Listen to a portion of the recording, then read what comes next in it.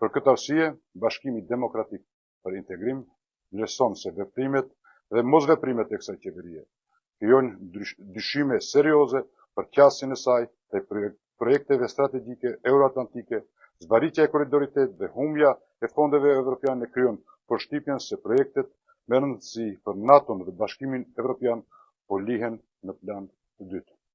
Sot kërkojmë përgjigje të qarta. Kush mban përgjegjësi për humbjen e këtyre mjeteve, respektivisht 60,77 milion eurove? Pse nuk u përmbushën afatet për realizimin e projektit? A do të duhet tani që qytetarët ta mbulojnë nga buxheti i shtetit atë që Bashkimi Evropian ishte i gatshëm të financonte si grant?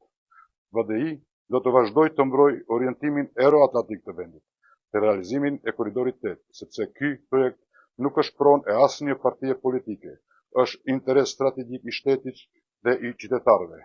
Ne e siguruam financimin, ne e vendosëm korridorin 8 në agendën europiane, sot kërkojmë përgjegjësi për humbjen e një mundësie historike.